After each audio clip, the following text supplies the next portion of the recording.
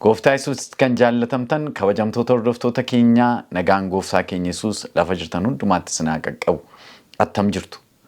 Fiinoo afuufaa mata duree jedhu kana jalatti sagalee Waaqayyoo waliin ilaalaa jirra.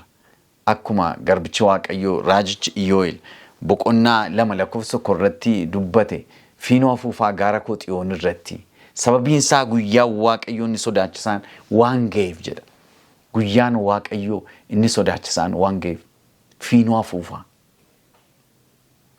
nama hundumtuu ergaa inni dhaga'u qabu jira saba Waaqayyoo. Gooftaan keenya fayyisaan keenya Yesuus Kiristoos deebi'ee dhufuuf jedha. Kanaaf qophaa'uu qabna. Wangeela fayyinaa kana nama hundumtuu dhaga'uu qaba. Akka sagalee Waaqayyoo dubbatetti wangeela Maatewos boqonnaa 24:14 irratti. Wangeelli mootummaa kun erga lallabamee booddee biyya lafaa hundumaa erga wal ga'ee booddee dhumniin dhufa jedhe gooftaan Yesuus. Saba Waaqayyoo kanaaf haa qophoofnu. Har'a mata dureen nuyi waliin ilaallu bara xumuraa keessa haala ittiin jiraatan jedha. Bara xumuraa keessa attamiin jiraan? Bara dhumaa keessa attamiin jiraan? Sagalee Waaqayyoo keessaa Ximootiyoos isa lammaffaa boqonnaa 3:1 dubbisuutiin hin jalqaba. Ximootiyoos isa lammaffaa boqonnaa 3:1 akkas jedha sagalee Waaqayyoo. Guyyoota gara dhumaatti yeroon sodaachisaan akka dhufu hubadhu jedha. Guyyoota gara dhumaatti yeroon sodaachisaan akka dhufu hubadhu. Kadhata goonee gara sagalee Waaqayyoo kanaatti dabarra. Hin kadhanna. Mootii moototaa, Waaqa barootaa, kan si jijjiiru, kan yaada kee geeddaru kan hin jirre abbaa bara baraa, jaalala guddaan kan nu jaallatte, tola mana hin jedhamne kan nutti agarsiifte, abbummaa kee amanamaatiif maqaa Yesuusiin galanni siif haa ta'u. Yaa Waaqayyoo, bara dhumaa keessa ogummaa ittiin jiraachuu qabnu ati nuuf kenni. Hafuurri kee qulqulluun qulqullinaaf qajeelinaan fuula kee dura akka jiraannuuf nu haa gargaaru.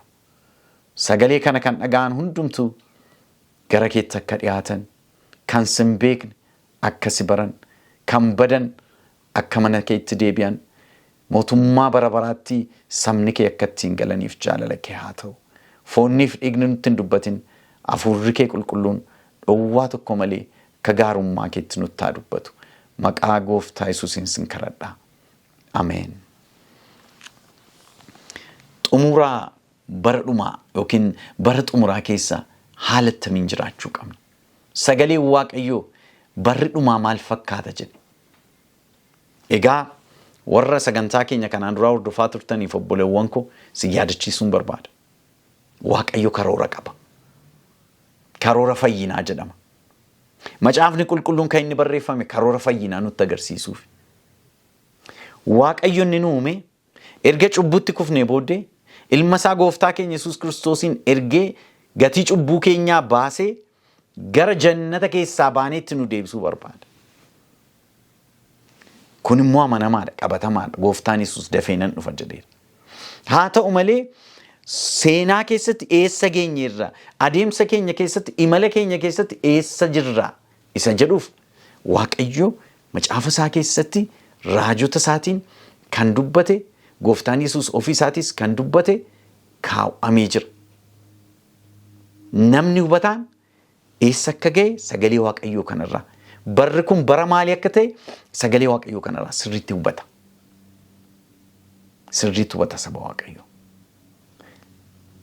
Bara xumuraa kana keessa attamitti jiraachuu qabna ree. Phaawulos garbicha Waaqayyoo Ximootiyoos bartuu isaatiin yookiin isaa wajjin kan hojjetuun akkas jedhee barreesseef kun xalayaa Phaawulos barreesse isa xumuraati. Ximootiyoos inni lammaffaan xalayaa Phaawulos barreesse isa xumuraati. Xalayaa sana irratti boqonnaa 3 irratti maal guyyoota gara dhumaatti yeroon sodaachisaan akka dhufu hubadhu. Maal faatu ta'a guyyoota gara dhumaatti namoonni warra ofittoo sattoota of jajoo afuufamoo arrabsituuwwan warra abboota isaaniitiif haadhota isaaniitiif hin abboomamne galata hin qabne warra wanta qulqullaadhaan morman hin ta'u warra jaalala of keessaa hin qabne warra araaran jaallanne warra maqaa namaa balleessan warra of hin qabne warra namatti hin madaqne warra waan gaarii jibban warra dabarsanii nama kennan warra eeggannaa hin qabne warra of arguu dhabuudhaan of bokoksan Waaqayyoon jaallachuu caalaa warra waan isaan gammachiisu jaallatan ta'uuf jiru. Akka bakkeedhaan mul'atutti nama Waaqayyoon fakkaatu humna isaa nama akkasii keessa jiru garuu hin ganu warra akkasiirraa fagaadhu jedha. Warra akkasiirraa fagaadhu. Baay'ee nama ajaa'iba. Phaawulos wanta bara keenya keessa jiraate fakkaata. Bara dhumaatti gara bara dhumaatti barri sodaachisaan barri rakkisaan dhufuuf jira jedhe. Dhufuuf jira. Namoonni maal hin ta'u jedhe warra of tuultota hin ta'u ofittoo hin ta'u jedhe. Mallattoo bara dhumaa keessaa kun tokko ofittoo ta'u namoonni. Bara keenya caalaa namoonni kan isaanitti ofittoo ta'an jiranatti hin fakkaatu. Namoonni waan hundumaa na fayyadaa jedhanii ilaalu. Ulfina Waaqayyoof ta'a jedhanii ilaalan. Obboleessa koo obboleettii koof hin ta'a jedhanii ilaalan. Ani keessaa maalan argadha jedhanii yaadu. Hamma na fayyadetti hamma naaf ta'etti jedhanii yaadu. Kan jigee dhangala'u. Gara cabeena dhimmisu. Dhimma isaati jedhu. Sababiin isaa namoonni of jaallatoon ta'uudha. Kana sagalee Waaqayyootu dursee dubbate. Kanaaf saba Waaqayyoo dukkana keessa hin jiru kan nuyi jennuuf. Sagalee Waaqayyoo raajiin dubbatame ifa godhee warra isa qoratuuf, warra Waaqayyoon kadhatuuf, warra hafuura qulqulluun geggeeffamuuf sagalee Waaqayyoo ifa godhee dubbata. Namoonni warra of jaallatan hin ta'u bara dhumaa keessa jedhe. Faallaa sagalee Waaqayyoo jiraatu jechuudha namoonni. Waaqayyoo wal jaalladhaa jedhe. Waaqayyoo dursa waliif kennaa jedhe. Seexanni immoo situ caalaa jedhe. Dura ofii keetii fudhachuu qabdaa jedhe. Dura ati fayyadamuu qabdaa jedhe. Abbaan barbaade waan barbaade jedhu situ dura fayyadamuu qabaa jedha. Seexanni immoo. Filiphisius boqonnaa 2 keessatti garbicha Waaqayyoo Phaawulos lakkoofsa 3-4 irratti akkas jedhe dubbisuun barbaada. Gad of deebisuudhaan warra kaan ofirra caalchisaatii lakkaa malee yaada ofittummaatiin yookiinis of dhiibuudhaan waan tokkollee hin hojjetinaa jedhe. Waan tokkollee hin hojjetinaa. Maal godhaa malee jedhe gad of deebisuudhaan. Gad of deebisuudhaan. Warra kaan ofirra caalchisaatii lakkaa malee jedhe. Saba Waaqayyoo. Kana ergaa Waaqayyoo. Kana kiristaanummaan. Nama kan biraa ofirra caalchisanii lakkaa'u. Bara kana garuu anatu beekaa, anatu caalaa, anatu dura bu'uu qabaa, anatu fayyadamuu qabaa. Kana seexanni kan inni facaase. Garaan namootaa Waaqayyoo irraa hammam akka inni fagaatee argitu. Kana Phaawulos garbicha Waaqayyoo Ximootiyoosiin gara bara dhumaatti yeroon sodaachisaan hin dhufaa. Namoonni kan of jaallatan hin ta'u kan inni jedheef kanaaf. Bara akkamii keessa akka jiraataa jiru ilaaluu qabna. Baricha beekaa jedha sagalee Waaqayyoo waan ta'eef. Garuu sagalee Waaqayyoo maal jedha? Warri bartuu Kiristoos taane warri dhufaatii isaa eeggannu, warri bara dhumaa keessa jiraanna jennee amannu, sagalee Waaqayyoo gad of deebisuudhaan warra kaan ofirra caalaatti lakkaa malee ofumaa of dhiibuudhaan yaada ofittummaatiin waan tokko illee hin godhinaa jedha. Lakkoofsa 4 irraa Filiphisius boqonnaa 2 lakkoofsa 4 irraan dubbisa. Isin keessaa adduma addaan waan warra kaanitti tolus immoo haa ilaalu malee waan isatti tolu duwwaa hin ilaalin jedha. Waan isaaf ta'u duwwaa, waan isa fayyadu duwwaa hin ilaalin. Ofittummaan Waaqayyo biraa miti kan inni madde.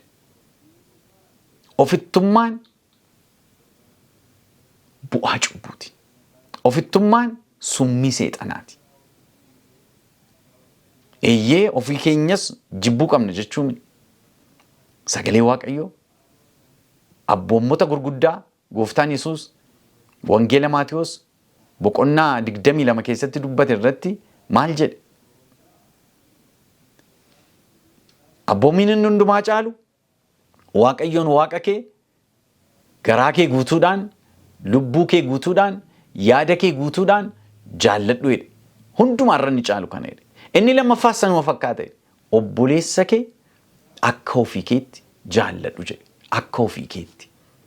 Of caalchisuu yoo dadhabde akka ofii keetti obboleessa kee, obboleettii kee jaalladhu jedhe sagalee Waaqayyo. Kana mallattoon nama fayyee tokko. Kana hafuurri qulqulluun si keessa jiraachuun isaa tokko. Sababiin isaa akkuma gidduu kana laallee Galaatiyaa boqonnaa 5 lakkoofsa 22 irraa jalqabee sagalee Waaqayyoo iji hafuuraa garuu jedha. Maali? Jaalala jedhee jalqaba. Iji hafuuraa jaalala jedhee jalqaba. Jaalalli hidhaa waan hundumaati jedha sagalee Waaqayyoo. Kanaafuu of hin tuulin. Kan immoo fakkeenya kan nuuf kenne Gooftaa keenya Yesuus Kiristoos Filiphisimusuma boqonnaa 2 sana gadi siqanii yoo yaaddani waa'ee Gooftaa keenya Yesuus yommuu dubbatu yaada garaa isa Kiristoos Yesuus qabaataa ture qabaadhaa. Inni bifa waaqummaatiin utuma jiru ulfina waaqummaasaa abbaa isaa wajjin wal qixxeessuu wanta qabatamaatti utuu lakkoofne inni ulfina isaa gad dhiisee akka waan tokkotti illee hin galleetti of godhee bifa garbummaa fudhatee fakkaattii namummaatiin hin dhalate waan hundumaanis nama ta'e argame inni gad of deebisee hamma du'aa fannoottis abboomamaa ta'e. Kanaafis Waaqayyo immoo maqaa hundumaa caalu kenneef jedha. Yesuus Kiristoos Gooftaa akka ta'u afaan hundumtu akka dubbatu jilbi hundumtu isaaf akka jilbeeffatu godhe jedha. Gooftaan Yesuus gad of deebise. Fakkeenyi keenya Gooftaa Yesuus. Fakkeenyi kee TikTok irratti isa dubbatu. Fakkeenyi kee abbaa aangoo isa har'a qabeenya guddaa qabu yookiin daldala isa qabeenya guddaa qabu miti. Isa of tuulu miti. Fakkeenyi kee waamichi kee Yesuus Kiristoosiin fakkaachuudha. Inni immoo gad of deebise. Duwwaa of taasise jedha. Bara dhumaatti garuu namoonni maal hin ta'u jedha? Kan of jaallatan hin ta'u jedha. Mallattoon kan biraa Phaawulos dubbate waan baay'ee dubbate isaan keessaa tokko tokkoon kaasuu barbaadan. Mallattoo kan biraa bara dhumaa keessa namoonni jiraatan agarsiisan keessaa namoonni horii yookiin qarshii kan jaallatan hin ta'u jedha. Qabeenya kan jaallatan, qarshii kan jaallatan hin ta'u jedha. Fuuncaa yookiin wadaroo seexanni miilla ilmaan namaatti hidheettiin gara badiisaatti harkisu keessaa namoonni akka humnaa ol qarshii jaallatan gochuudhaan. Qarshii nan argadha taanaan waan fedhe ta'uu danda'a. Kanaaf namni tokko tokko sobee qarshii argata. Ragaa sobee ragaa kennuutiin qarshii argata. Nama rukutuutiin kan qarshii argatu jira. Summii namaa kennuutiin kan qarshii argatu jira. Nama ajjeesuutiin kan qarshii argatu jira. Jibba babal'isuutiin kan qarshii argatu jira. Baay'ee nama gaddisiisa. Kun mallattoo bara dhumaati. Bara dhumaa keessa yeroon sodaachisaan hin dhufa. Sana keessaa tokko namoonni qarshii kan jaallatan hin ta'u jedha. Phaawulos garuu Xiimotewos duraa boqonnaa 6 keessatti waan inni jedhee nu gorsu akka waliin ilaalluun barbaada. Xiimotewos isa duraa boqonnaa 6 keessatti sagalee waaqayyoo yommuu dubbatu akkas jedha lakkoofsa 6 irraa jalqabee. Nama waaqayyoo ta'uun nama wanta qabuun of danda'ee jiraatu biratti bu'aa guddaa qaba. Nuyi waanuma tokkollee finnee gara biyya lafaan dhufne. Isa keessaas waan tokkollee fuunee ba'uu hin dandeenyu. Waan ittiin jiraannu, waan keessa jiraannus qabaannaan nu ga'a. Warri sooromuu barbaaduudhaan immoo, warri sooroma barbaadan immoo qoramatti, kiyyootti, kajeellaatti, gowwummaa isaan miidhu baay'ee keessattis hin kufu. Kajeellawwan kunis balleeffamuu fi baduu keessa isaan hin buusu. Horii jaallachuun yookiin qarshii jaallachuun hundee wanti hamaan hundinuu irraa latudha. Namoonni gar tokko yaada isaanii horii argachuu irra kaa'atanii amanticharraa badaniiru. Waraansa baay'eedhaanis of waraananiiru jedha. Maalidha Phaawulos? Namoonni baay'een nagaa jechuun beekanidha. Nagaa jechuun beekan. Maal malee?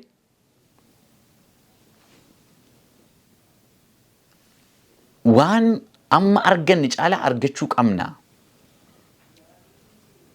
Xiyyeeffannoon isaanii biyya lafaa kana irratti qabeenya horachuudha. Nagaan jedhanii. Phaawulos galuu Filiphisius boqonnaa 4 keessatti maal jedha isinitti fakkaata? Nagaa jechuu bareeda. Nagaa jechuu bareeda. Namni waaqayyo hafuurri waaqayyo keessa jiraachuu isaa kan ittiin beeku keessaa tokko nagaa jechuu beeka. Nagaa. Qarshii argachuun cubbuu hin qabu. Hojjechuun cubbuu hin qabu. Waaqayyoon jajjabeessayyuu. Phaawulos iyyuu Tasalonqee keessa namni tokko utuun hojjetin hin nyaatin jedha. Ofaa danda'u namni jedha. Haa ta'u malee xiyyeeffannoon isaa qarshii argachuun xiyyeeffannoon isaa obboleessa isaa amma darbatee gatutti amma ajjeesutti kan isa deemsisu jaalalli horii isa keessa jiraachuu hin qabu. Sababiin isaa horii jaallachuun yookiin qarshii jaallachuun hundee wanti hamaan hundinuu irraa latudha jedha sagalee waaqayyoo. Qarshii miti hamaa kan ta'u qarshii jaallachuudha. Qajeelfamoo sagalee waaqayyoo cabsanii qarshiitti fiiguudha akka horii soogiddaa argatte. Phaawulos garuu maal jedha? Nagaa jechuun waan qabaniin gammadanii jiraachuun mallattoo nama waaqayyoo ta'uuti jedha. Saba waaqayyoo. Mallattoo nama waaqayyoo ta'uuti jedha. Qarshii jaallachuun badiisa guddaa akka inni fidu macaafni qulqulluun iddoo garaa garaatti nutti hima. Akkuma jedhee hojjetanii of danda'uun hammina hin qabu. Hamaas mini fedha waaqayyootis. Garuu qarshii jaallachuu gaafa jennu humnaa ol waaqayyoon caala namoota caala yommuu qarshii jaallannu badiisatti akka nu oofu beekuu qabna. Wangeela Maatewos keessatti sagalee waaqayyoo yommuu dubbatu waan inni jedhuun isin wajjin dubbisuu barbaadame. Wangeela Maatewos boqonnaa 26 keessatti sagalee waaqayyoo akkas jedha. Waa'ee Yihudaa yommuu dubbatu lakkoofsa 14 irraa jalqabeen dubbisaa. Lakkoofsa 26 dhiifama boqonnaa 26 lakkoofsa 14 irraa kaasee yommus warra 12 keessaa tokko Yihudaa nama biyya Kiriyoot inni jedhamu gara luboota warra hangafootaa dhaqee isa dabarsee yoon isinii kenne maal naaf laattuttiin jedhe. Isaan immoo meetii 30 muraniif. Yihudaan yeroo sana jalqabee dabarsee isa kennuudhaaf fucha hin barbaada ture jedha. Attam nama gaddisiisa saba waaqayyo. Yihudaan bartoota gooftaan Yesuus carraa ilmaan namaa argatanii hin beekne kenneef keessa isa tokko. Carraa addaa. Haa ta'u malee Yihudaan maal godhe jedha sagalee waaqayyoo. Gara luboota gurguddootaa dhaqee isa yoon dabarsee isiniif kenne maal naaf laattu jedhe. Argitu? Maalan argadha? Maal naaf laattu? Namni baay'een waan fedhiyyuun godhu warra maalan argadha maal naaf laatta isiniin jedhu. Waa'ee nama kan biraa dhiisaa ati attami qarshii ilaallatee jireenyi kee attami qabeenya horachuu ilaallatee jireenyi kee attami dhugaan gurgurtamoo dhugaa bittattiin waaqayyoof ittiin jiraattamoo seexanatu farda godhatee ittiin sitti fayyadamu qarshiin soogidda si balleessuudhamoo kan ittiin ulfina waaqayyoo tajaajiltudha. Yihudaan maal naaf laattu jedhe dabarsiin isiniif kenne rakkoon qabu jedhe harka koo keessa jira gooftaan jedhe isin gaddisiisu saba waaqayyoo. Namni fayyinaaf waamame namni ulfina waaqayyoo akka labsuuf waamame namni gooftaa Yesuusiin akka labsuuf waamame akka wangeela isaa lallabuuf waamame maal naaf laattu isan gurguraa yommuu jedhu sirriitti hubadhaa. Wangeela Maatewos boqonnaa 26 keessaan dubbisaa jirra lakkoofsa 26 irraa Yihuudaan yeroo sanaa jalqabee dabarsee isa kennuudhaaf fucha barbaada ture. Maaliif qarshii 30 yookiin meetii 30 muraniif jedha. Meetii 30 siif laan haala dhaqii mijeessi isa dabarsiinuuf kennu. Nummoo meetii 30 siif laan akkasii yeroo sanaa jalqabee fucha barbaaduu jalqabe jedha sagalee waaqayyo. Haala mijeeffachuu jalqabe jedha. Attam nama gaddisiisa saba waaqayyo. Qarshii jaallachuun badiisa hamaa keessa nama buusuu danda'a. Kanaaf Phaawulos Ximootewosiin bara dhumaatti yeroon sodaachisaan dhufa namoonni kan qarshii jaallatan kan horii jaallatan hin ta'u kan jedheef. Waa'ee Yihudaatti fufnee yoo laalle wangeela Maatewos boqonnaa 27 lakkoofsa 3 jalqabee sagalee waaqayyo akkas jedha. Yihudaan immoo dabarsee isan kenne Yesuusis akka itti faradame yommuu hubate gaabbee meetii 30 deebisee luboota warra hangafootaa fi maanguddootatti fide. Ani dhiiga nama yakka hin qabnee dhangala'uutti dabarsee kennuu kootiin yakkeera isaaniin jedhe. Isaan garuu nuun maaltu nu dhibee atumti faladhu malee jedhanidha. Baay'ee nama gaddisiisa. Maal nu dhibee nuun? Erga gooftaatti faradame booddee erga inni du'e booddee qarshii 30 sana meetii 30 sana fuudhee dhaqee gaabbee nan gaddaa waan nu jedhu kun sirrii miti. Dhiiga qulqullaa nama qulqullaa dhiigni isaa akka dhangala'uuf dabarseen kenne kanaafuu maaloo qarshii kana narkaa fudhadhaa maal nu dhibee nuun jedhan kun nun ilaallatu atumti faladhu dhimma mataa keetiiti. Namni baay'een qarshiif jedhee gaa'ela isaa diiga. Namni baay'een qarshiif jedhee obboleessa isaa dhaba. Namni baay'een qarshiif jedhee dhiiga dhangalaasa. Namni baay'een qarshiif jedhee haala hamaa keessa of buusa. Hunduma caalaa qarshiif jedhee qabeenya biyya lafaaf jedhee namni meeqa mana gooftaatii baheera. Obboleessa koo obboleettii koo sagalee kana kan dhaggeeffattu qarshiin hudheesi qabeera. Ulfinni biyya lafaa hudheesi qabeera. Aangoon biyya lafaa hudheesi qabeera. Kanaaf jettee gooftaa dhiifteettaa gooftaa dabarsitee taa'atteettaa qannoo lafarraaf jettee mootummaa waaqayyo siif qopheessu ganteettaa maaltu beeka ergaan kun waaqa biraa siif ergamaa jira. Gara waaqayyotti deebi'i. Utuu yeroon sitti hin darbin akka Yihudaa gaabbitee illee yerootti deebi'uu dandeessu utuu sin darbin hamma gara waaqayyotti deebi'i. Gara waaqayyotti. Yihudaan maaliif kana godhe?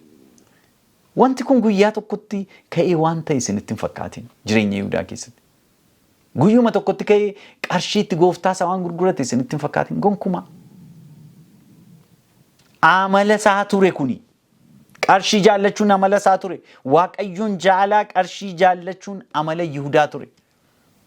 Kana macaafa keessaa arguu dandeenya. Wangeela Yohaannis boqonnaa 12 keessatti sagalee waaqayyoo waa'ee kana akkas jedha. Wangeela Yohaannis boqonnaa 12 lakkoofsa 4 jalqabee akkas jedha. Bartoota isaa keessaa tokko Yihudaan namni biyya Keeriyoot inni isa qabsiisuutiif jira ture. Garuu kanarratti urgooftuun kun meetii 300 gurguramee maaliif warra Yesuusaaf hin kennamne jedhee dubbate. Kanammoo hiyyeessotaaf ho'ee miti. Hattuu waan tureef jedhe malee. Korojoon horii isaanii isa baatu keessaas hin fudhata ture jedha. Baay'ee nama ajaa'iba saba Waaqayyo.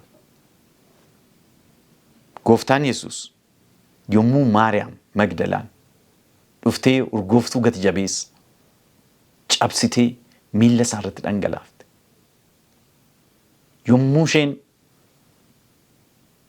dabbasaa isheetiin miilla isaa haxoofte. Oolmaan isheetiif godhe xiqqoo ishee deebisuutiif garaan ishee waan itti dhaga'ame gochuutiif yommuu isheen mindaa waggaa tokko walitti qabdee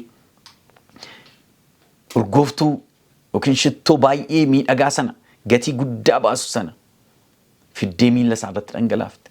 Yihudaan gungumuu jalqabe. Maal jedheedha? Urgooftuun kun meetii 300tti gurguramee maaliif warra hiyyeessotaaf hin kennamne jedheedha. Meetii 300 yaada. Yihudaan gooftaa kan ittiin gurgure meetii 30. Meetii 30 qofaani. Dubartiin kun garuu meetii 300 bittee fiddee miilla Yesuusitti cabsitee dhangalaafte. Kan isaaf hin taane naaf hin ta'u jette. Humni koo isaaf ta'a jette. Ulfinni koo isaaf ta'a jette. Isatu seenaa koo jijjiire jette.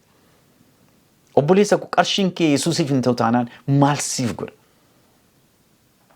Miilla isaa irratti dhangalaasuuf qophaa miti taatee jennaan qabeenya kee, mana kee, jireenya kee ulfina Yesuusiif kennuuf qophaa miti taatee jennaan maal siif godha?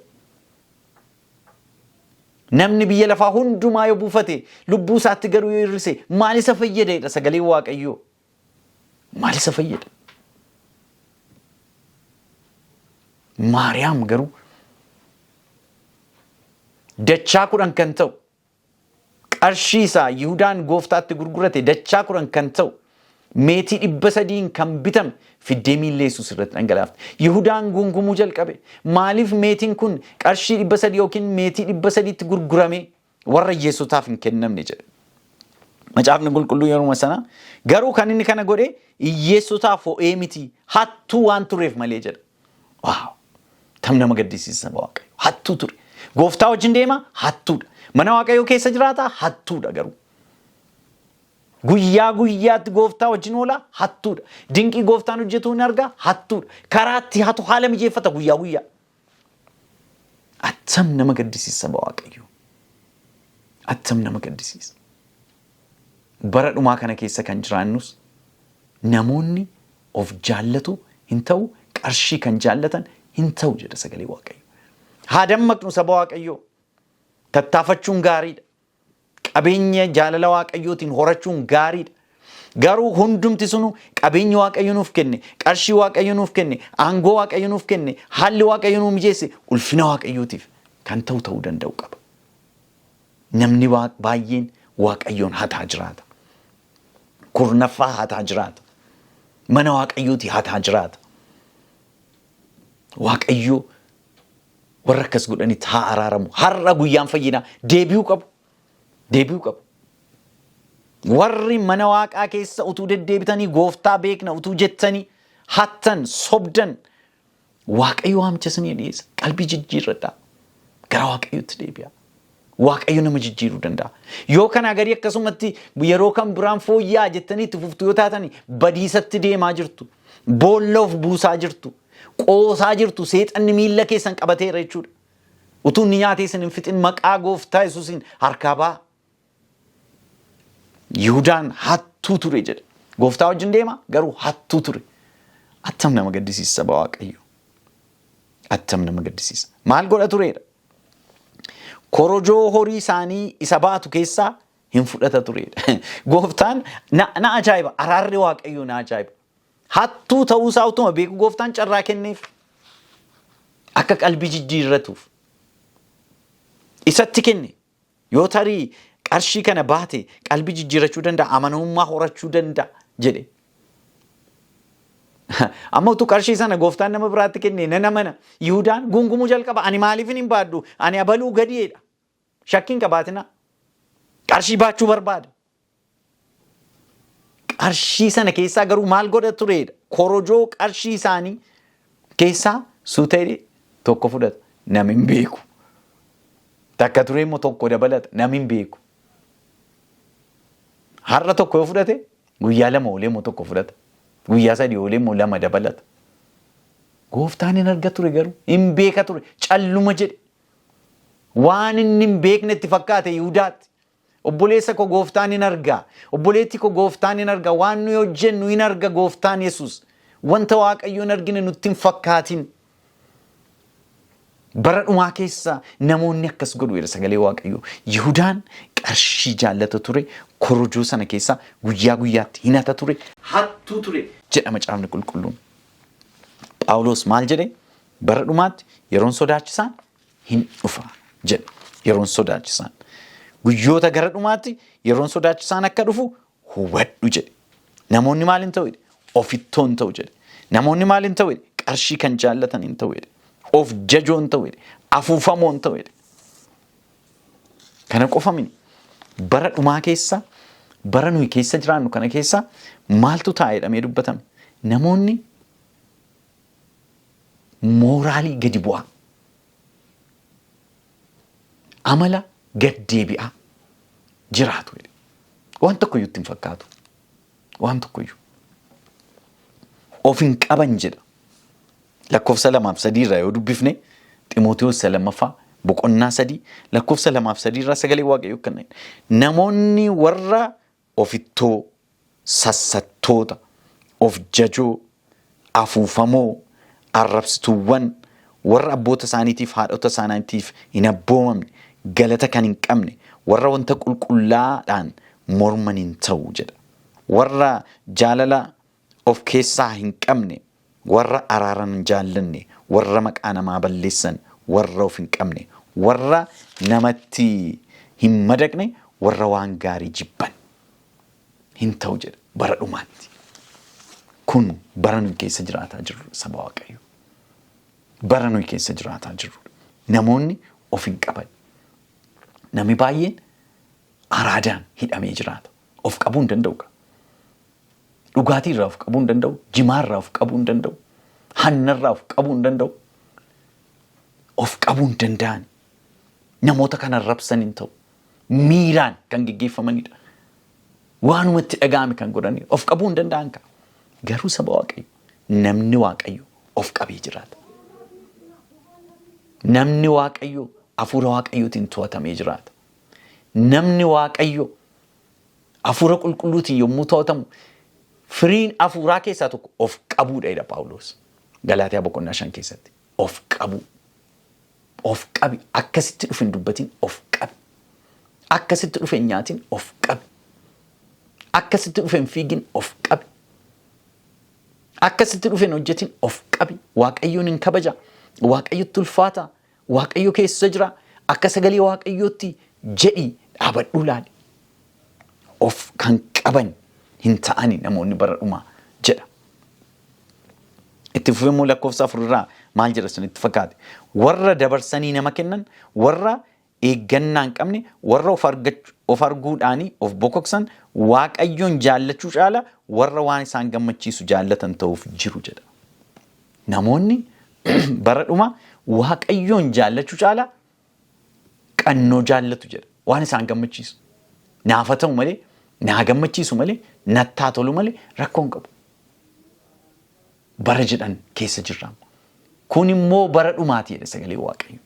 Namoonni akkas ta'uuf jira jedhee sagalee Waaqayyo dursee dubbate. Akkan gidduu kana irra deddeebi'ee dubbataa ture Waaqayyo dukkana keessatti nu hin dhiifne. Kun immoo nu akeekkachiisuuf. Warra badanii wajjin akka hin banneef, warra badan akka deebifnuuf saba Waaqayyo. Waaqayyo kan nu waame gara qajeelummaatti, gara qulqullummaatti.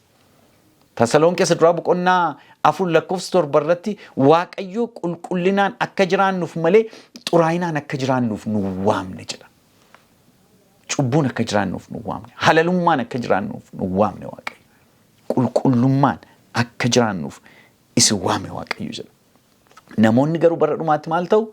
Waaqayyoon caala qannoo jaallatu. Gammachuu isaanii jaallatu. Ati Waaqayyoon hundumaan caalchifatta. Gooftaa Yesuus mootii garaa keetiiti, mootii qarshii keetiiti, mootii hojii keetiiti, mootii mana keetiiti, mootii gaa'ela keetiiti Yesuus. Mootii aangoo keetiiti Yesuus. moo waaqayyoon caalaa wanta ati jaallatutu jira. Yaadadhaa saba waaqayyoo. Wanti nuyi waaqayyoon caalaa jaallannu hundumtu waaqa tolfamaa waaqessuutti ilaalama. Waaqa tolfamaa. Ayyaanni waaqayyoo nuuf haa baay'atu. Namoonni bara dhumaa kan jaalalan jaallannidha. Kan jibban namoota kan jibban jaalalli kan hin galleef. Kan dhiifaman goone. Kiristaana ofiin jedhu dhiifama gochuun barbaadan. Bartuu gooftaatti ofiin jedhu jaalalan qaban. Namaan oodu. Nama balleessuutiif mari'atu. Namoonni bara dhumaa akkasi. Ati garee kam keessa jirta? Gooftaan Yesuus bartuu koo ta'uun keessan kan ittiin beekamu yoo jaalala waliif qabaattanidha. Yoo jaalala waliif qabaattan. Seenaa waldaa kiristaanaa keessatti bara ari'atamuu hamaa bara mootichi Neeroon jedhamu kiristaanota abiddaan gubu bara inni leenca beela isaanitti naqee isaan nyaachisu keessa Neeroon akkas jedhe guyyaa tokko jedhama. Isteediyamii guddaa keessatti kiristaanota walitti qabanii Gooftaa Yesuusin ganaa Qeesaari mootiin jedhaa Qeesaari gooftaan jedhaa yoos isiniif dhiifna yoo kanaa gadi abiddaan gubattu yoo kanaa gadi bineensatti isin nyaata yommuu ittiin jedhan namoonni bara sanaa lubbuu isaanii mararsiifanne du'a caalaa Gooftaa Yesuusin jaallatan kabajan lubbuu isaanii caala. Saba waaqayyoo. Neeroon maal akka inni jedhe beektu seenaan yommuu barreessu. Yommuu inni leencota beela'an sana manni isaanii keessatti gadhiisu kiristaanonni suni inni tokko akka abdii kutannetti inni tokko akka hin gannetti akka booddeetti hin deebinetti akka gooftaa isaan dhiifnetti jabaadhaa waliin jedhanii walammatanii dhaabatu turan jedhan. Isin ajaa'ibu. Anatu dura nyaatama jedhanii leenca sana dura goru turan jedhan. Neeroon kana dhaabatee ilaalee taa'ee ilaala ture inni ittiin buhaaraa ture ittiin bashannana ture. Neeroon akkas jedhe jedhama. Ilaalaa kiristaanota kana akka isaan wal jaallatan jedhe. Ilaalaa akka isaan wal jaallatan. Saba waaqayyo mallattoon kiristaanummaa keenyaa inni hundumaa caalu sagalee waaqayyo jaalalaidha. Kan jaalala qabu inni maali jedhe? Waaqayyoon beeka jedhe. Waaqayyo isa keessa jira jedhe. Obboleessa keessa biraa isa si bira jiru ergan jaallatu ta'e waaqayyoon isa ijaan hin argine attamitti nan jaalladha jetta ati sobaanana jedha sagalee waaqayyo. Gooftaan Yesuus wal jaalladhaa. Wal jaalladhaa. Namoonni bara dhumaa garuu jaalala kan hin qabne hin ta'u jedha. Roomee boqonnaa 13 keessatti waa'ee jaalalaa sagalee waaqayyoo waan dubbatu tokkoon isiniif dubbisuu barbaada. Roomee boqonnaa 13 lakkoofsa 8 jalqabee akkas jedha sagalee waaqayyoo. Wal jaarrachuurraa kan hafe gatii wal dubbifattan hin qabaatinaa jedha. Wal jaarrachuurraa kan hafe gatii wal dubbifattan hin qabaatinaa. Hiikaan kan biraa wal jaallachuurraa kan hafe yookiin jaalalarraa kan hafe gatiin isin irra jiru hin jiraatin jedha. Ajaa'iba. Namni nama jaallatu waan seerri isarraa barbaadu raawwachuu isaati jedha. Isin ajaa'ibu saba waaqayyo. Namni nama jaallate jaalalli xumura seeraati. Waan seerri isarraa barbaadu raawwateera. Kanaaf seera gooftaan Yesuus bakka lamatti hiree kan inni barsiiseef waaqayyoon waaqa kee garaa kee guutuu lubbuu kee guutuuf yaada kee guutuutiin jaalladhu. Hiriyaa keessa yookiin obboleessa keessa akka ofii keetti jaalladhu jedhe. Seerriif raajonni kanarratti rarraanii jiru jedhe. Seera waaqayyoo eeguu barbaaddaa? Akka abboommii waaqayyootti jiraachuu barbaaddaa? Hafuurri waaqayyoo jaalalaan garaa kee akka guutu, sammuu kee akka guutu, dhiifamaan akka guutu, araaraan akka guutuuf jabeessii kadhadhu. Kun fooniin hin danda'amu, waaqayyoof garuu wanti dhibu hin jiru.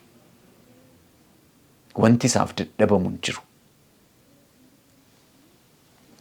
Namni nama jaallatu jedhe Phaawulos. waan seerri isarraa barbaadu raawwachuu isaati. Roomee 13:9 irraa immoo akkas jedha. Abboommiin hin ejjin, hin ajjeesin, hin hatin, waan namaa hin hawwin jedhan. Warri kaanis hundinuu dubbii tokkichaa isa nama akka ofii keetii jaalladhu jedhuun hin xumuramu. Namni nama erga jaallate waan hamaa isarratti hin hojjetu. Kanaafis nama jaallachuun seera raawwachuudha. Nama jaallachuun seera raawwachuudha. Yookiin immoo hiikaa kan biraatiin maal jedha? Seerri dhiifama jaalalli xumura seeraati jedha. Seera Waaqayyoo eeguu barbaadda. Akka jaalala Waaqayyoo jiraachuu barbaadda. Obboleessa kee jaalladhu, obboleettii kee jaalladhu. Obbolaan koo obboleettiin koo jettee gaafachuu dandeessa. Kaan isaanii si miidhu, kaan isaanii boolla siif qotu, kaan isaanii dhagaa si jala kaa'u, si kuffisuuf, kaan isaanii haala yaabee gad si qabu, danqaraa sirra naqu, si quucarsuuf. Garuu Waaqayyo isaanumaan jaalladhu jedhe. Isin ajaa'ibu saba Waaqayyo. Isaanumaan jaalladhu. Gooftaan Yesuus wangeela Maatewos 5 keessatti warra isin jaallatan jaallattu ta'e maal fayyadaa jedhe. Ormoonni iyyuu kanuma godhu miti jedhe. Abbaan fedheyyuu nama isa jaallatu hin jaallata. Nama qarshii kennuuf namni jibbu hin jiru. Nama haala mijeessuuf namni jibbu hin jiru. Gaaffinni guddaan Waaqayyo abbaan keessan inni samiirraa qulqulluu akka ta'e yookiin guutuu akka ta'e isinis guutuu ta'a jedhee Gooftaan Yesuus wangeela Maatewos 5:48 irratti yommuu dubbate waa'ee maalii dubbataa jira? Waa'ee jaalalaa jira. Dubbataa jira. Diinota keessan jaalladhaan jedhe Gooftaan Yesuus. Jaalalli nu itti waamamne jaalala akkasiiti. Sababiin isaa Waaqayyo diinota taanee utuu jirru nu jaallati jedha sagalee Waaqayyo. Utuu ilmaan abaarsaa taanee jirru, utuu isarraa galagallee jirru nu jaallate. Gooftaan Yesuus fannoo irratti gaafa fannifame yaa Abbaa waan godhan hin beekaniiti isaaniif dhiisi jedhe. Garbichi Waaqayyoo namni hafuurri Waaqayyoo keessa guutee ture Isxifaanos yommuu dhagaatiin rukutame maal jedhe? Yaa Abbaa waan godhan hin beekaniiti isaaniif dhiisi jedhe. Diinota keessan jaalladhaan jedhe Gooftaan Yesuus. Jaalalli hidhaa waan hundumaati. Sabbata jaalalaatiin mudhii keessan hidhadhaa jedha sagalee Waaqayyo. Kan biraan bara dhumaa kana keessatti namoonni kan isaan godhan jedhee kan Phaawulos dubbate bifa waaqummaa qabu. Garuu humna Waaqayyoo isa nama akkasii keessa jiraatu garuu hin ganu jedha. Hin ganu jedha. Yeroo baay'ee ofittummaatiin jiraatu nama Waaqayyoo ta'uun isaan keessaa hin mul'atu jedha sagalee Waaqayyoo. Bara akkasii keessatti maal godhi jedhee dubbata sanitti fakkaata sagalee Waaqayyoo. Ximootiyoos 2:4 keessaan dubbisuu barbaada. Akkas jedha lakkoofsa 1 jalqabee. Waaqayyo duratti Kiristoos Yesuus warra jiraatii fi warra du'aatti faraduuf jiru durattis maqaa isaatiin deddeebi'ee mul'atee mootummaa isaas agarsiisu sanaan cimsee sin gorsa. Dubbicha lallabi kun yeroodha kun yeroo miti utuu hin jedhin qophaa'ee argami. Nama balleessaa isaa hubachiisi ifadhu obsa hundumaadhaan gorsi barsiisis. Barri itti namoonni barsiisa sirrii fudhachuu jibban dhufuuf jira. Bara sana akka hawwa isaaniitti barsiisota wanta garaa isaaniitti tolu isaan barsiisan walitti hin sassaabbatu. Isaan dubbii dhugaa dhaga'urraa garagalanii gara mammaaksaa amantiitti hin goru. Ati garuu waan hundumaatti garatti gortu beeki. Dhiphina obsaan baadhu. Hojii lallabaa wangeelaa hojjechuun ta'uuf hojjedhu. Hojiitti ergamte guutummaatti raawwadhu jedha. Ati garuu jedhe sagalee Waaqayyoo. Eeyyee namoonni bara isaan sagalee Waaqayyoo dhaga'uu didan hin dhufa jedhe. Bara isaan waan barbaadan qofa dhaga'an. Barsiisota waan garaa isaaniitti tolu qofa isaan barsiisan yeroo isaaniitti kaafatan hin dhufaidha. Ati garuu maal godhi jedhe? Ati garuu of qopheessi. Ati garuu karaarra deemtu garatti gortu beeki. Amala ittiin jiraachuu qabdu beeki. Waaqayyo wajjin jireenya kee qajeelfadhu. Ati garuu jedha. Ati garuu.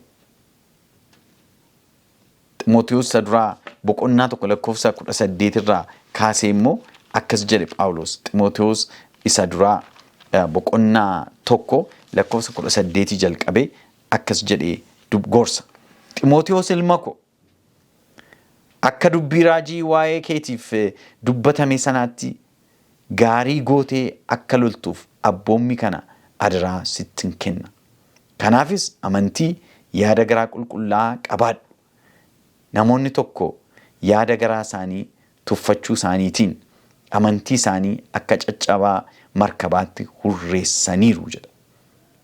Maal jedha? Yaa Ximootiyoos ilma ko, akka dubbii raajii waa'ee keetiif dubbatame sanaatti gaarii gootee akka lakkooftu abboommi kana adaraa, gaarii gootee akka loltuuf abboommi kana adaraa sittin kenna jedha.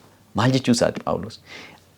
Lola amantii jabaadhuu loli jedha hiikkaanni kan biraa.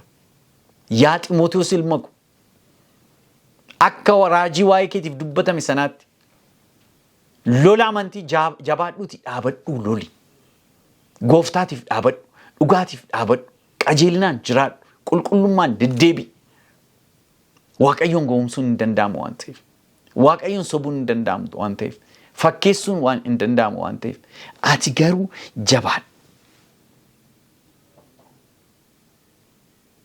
Lola amantii jabaadhu loli. Diinni sun lola biyyi lafaa na fakkaadhu siin jetti. Ati garuu nama Waaqayyoo taate akka yaada Waaqayyootti, akka fedha Waaqayyootti jiraadhu, deddeebi'i jedha sagalee Waaqayyoo, saba Waaqayyoo. Wanti nuyi hubachuu qabnu Ibroota boqonnaa 12:14 irratti akkuma dubbatame qulqullina malee Waaqayyoon arguun hin danda'amu jedha. Xuraa'ummaa keessa jiraachaa, halalummaa keessa jiraachaa, amala biyya lafaa qabaachaa, Kiristoos tamanee rakkoon qabu jechaa mootummaa Waaqayyootti hin galle jechuun of gowwomsuudha. Waaqayyootti hin qoosamu jedha. Galaatiyaa boqonnaa 6:7 irratti. Hubadhaa Waaqayyootti hin gahisamu. Namni hundumtu waan facaase hamma ta'edha. Namni hundumtu waan facaase. Inni waan gaarii hojjete jireenya bara bara. Inni waan hamaa hojjete immoo badiisa bara bara hamma ta'edha sagalee Waaqayyoo. Nuti garuu waamichi nuyi waamamne qajeelinaan, jaalalaan, dhiifamaan, ho'ina walii qabaachuudhaan, qulqullinaan ulfina Waaqayyootiif akka jiraannuuf waamamne. Waaqni nuyi waaqessinuudha. Ibroota boqonnaa 12:25-29 yoo ilaaltan Waaqayyo ibidda xap godhudha. Waaqa qulqulluudha. Waaqa cubbuu wajjiniin hin mari'annedha. Waaqa qajeelinaati. Sabni isaa qulqullinaan akka jiraatu, isa sodaatee akka jiraatu, akka qajeelfama sagalee isaatiitti akka jiraatu Waaqa barbaadudha. Qoosuu hin qabnu saba Waaqayyo. Garuu bara dhumaa kanatti barri nuyi keessa jiraan bara sodaachisaadha jedha sagalee Waaqayyo. Kanuma argaa jirra naannoo keenyatti. Gaaffiin jiru obboleessa ko yommuu xumuru. Obboleettii ko ati attamitti jiraataa jirta? Akka warra biyya lafaa, akka amala sodaachisaa yeroo hamaa dhufa jedhame sanaatti jiraataa jirtamoo ulfina Waaqayyootiin hafuura qulqulluutiin gaggeeffamtee qajeelinaaf qulqullinaan jiraataa jirta? Jaalalaan jiraataa jirta? Dhaabannee ofaa ilaallu. Gooftaan keenya dhiyootti dhufa. Raajiin raawwatamee xumura ga'aa jira. Akka warra fayyanitti, akka warra hafuurri qulqulluun keessa jiraatutti haa jiraan. Kan akka goonuuf ayyaanni Waaqa jiraataa hunduma keenyaa wajjin haa ta'u. Eebbifamaa. Gooftaan isin haa eebbisu.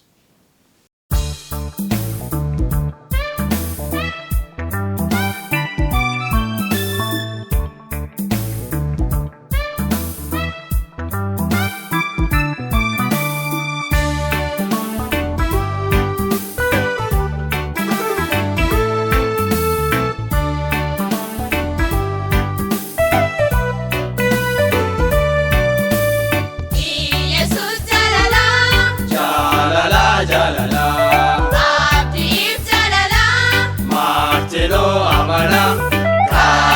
jireenya kennaa Yesuus karaa.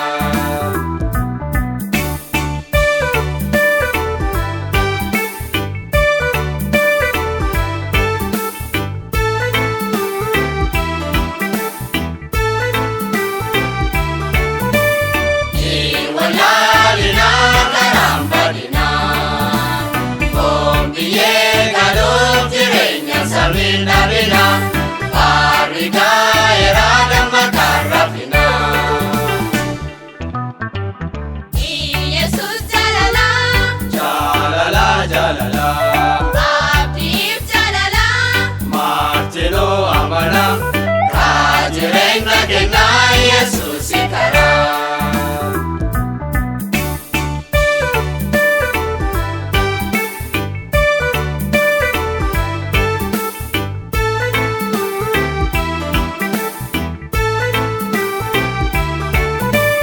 Lubbuun bootee guddaa rakkatee murtaa'ee dhumnee Yesuus najjaamantee.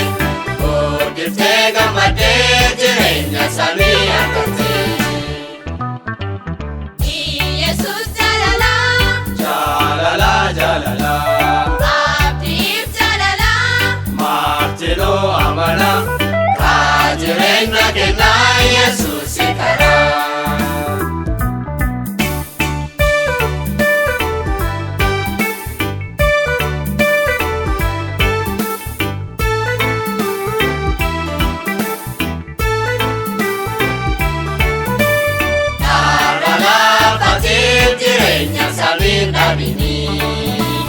Waaninoosif kennaa wayii fuuldurtee yaadini jaabadoo Yesuus amantee dhiisini. Yesuus jaalala.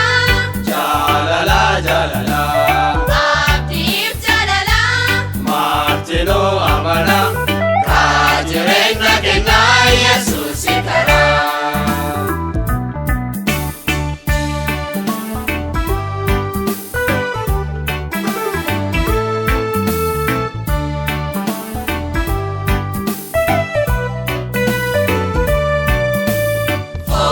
Kuta jete la kirata ini yo isini dates itiyada ini dati male mutu isi. Yesuus jaalala. Jaalala jaalala. Abdiif jaalala. Martinoo amana. Kaa jireenya kennaa Yesuus karaa.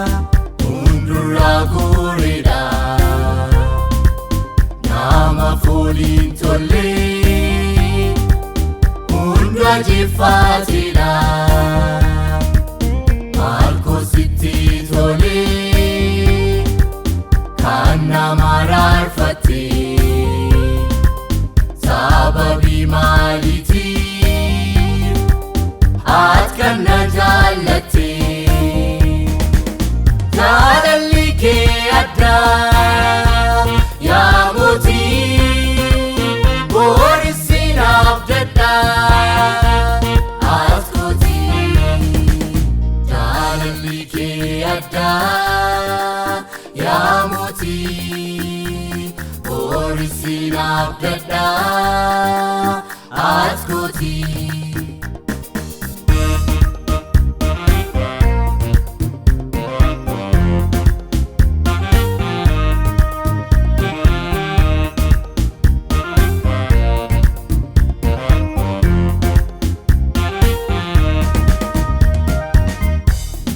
Jira inu yumbani anaf jette baate gararka bulladi mamin bamni baabate baate dusiti tufe utusi kabalu atgaru challisun hundumabsite igake kulkullu anaf dangalasun duwazna olchite Indilla jida Enyuyu imbani anaf jette baate gararka bulla mamin bamni baabate baate dusiti tufe utusi kabalu atgaru challisun hundumabsite igake kulkullu anaf dangalasun duwazna olchite Anu nama jibbama undura goreda nama folin tolle undra jifatida malko sitti tolle kana mararfate sababi maliti atkanna jallate jalalli ke adda ya moti borisin abdadda askoti jalalli ke adda ya moti borisin abdadda askoti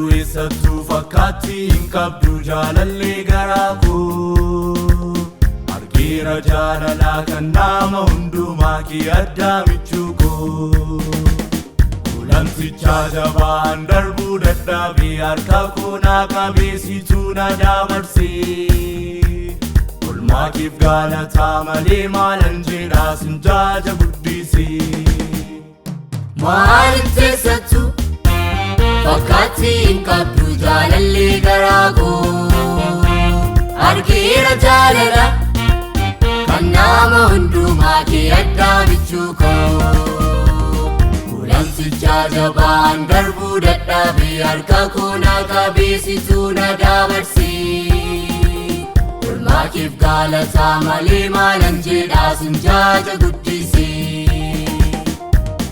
Anu nama jibbama undura goreda nama folin tolle undra jifatida malko sitti tolle kana mararfate sababi maliti atkanna jallate jalalli ke adda ya moti borisin abdadda askoti jalalli ke adda ya moti borisin abdadda askoti